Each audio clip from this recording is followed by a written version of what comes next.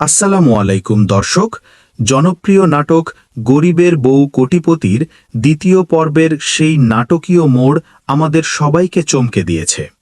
দীর্ঘ ২৫ বছর ধরে চাপা পড়ে থাকা এক ধোঁয়াশাচ্ছন্ন অতীত অবশেষে সামনে আসতে শুরু করেছে। আজকের ভিডিওতে আমরা আলোচনা করব তৃতীয় পর্বে সম্ভাব্য কি ঘটতে পারে।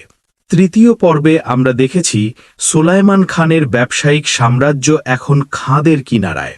শেয়ার বাজারে ধস নামায় তার কোম্পানি দেউলিয়া হওয়ার পথে। ঠিক এই সংকটময় মুহূর্তে স্নেহা গ্রুপ অফ ইন্ডাস্ট্রিজ একটি বড় প্রজেক্ট হাতিয়ে নেওয়ার চেষ্টা করছে। কিন্তু ভাগ্য বড়ই অদ্ভুত।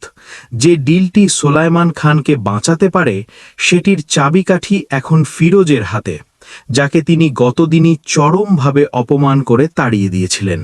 অন্যদিকে বস্তির জরাজীর্ণ ঘরে বসে ফিরোজ সেই অপমানের স্মৃতি হাতড়াচ্ছে। তার মনে একটাই প্রশ্ন, গরিব হওয়া কি এতটাই অপরাধ যে মানুষের ন্যূনতম সম্মানটুকুও কেড়ে নিতে হবে? সবচেয়ে বড় টুইস্ট, গত পর্বের শেষে আমরা দেখেছি ফিরোজের মা সুলাইমান খানকে দেখে স্তব্ধ হয়ে যান। তখনই উন্মোচিত হয় এক চরম সত্য, ফিরোজ আসলে সুলাইমান খানেরই সন্তান। যে ছেলেকে তিনি একসময় তুচ্ছ ভেবে ত্যাগ করেছিলেন, আজ সেই ছেলেই তার ভাগ্য বিধাতা হয়ে দাঁড়িয়েছে। আগামী পর্বে আমরা দেখতে পারি সুলাইমান খানের হৃদয়ে পরিবর্তনের সুর। তিনি হয়তো ফিরোজের কাছে গিয়ে নিজের করা পুরনো অন্যায়ের জন্য ক্ষমা চাইবেন। কিন্তু প্রশ্ন হল, ২৫ বছর বাবার স্নেহ ছাড়া বড় হওয়া ফিরোজ কি এত সহজে সব ভুলে যাবে? তার মনে জমে থাকা ক্ষোভ আর স্টিলের থালার সেই অপমান কি মুছে যাবে? গল্পের এই পর্যায়ে বৃষ্টির ভূমিকা হবে দেখার মতো।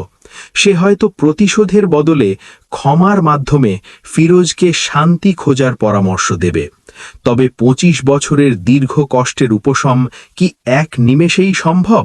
ব্যবসার ডিলটি সাইন করার জন্য ফিরোজ হয়তো তার বাবার সামনে এমন কোনো শর্ত জুড়ে দেবে যা পুরো গল্পের মোড় ঘুরিয়ে দেবে।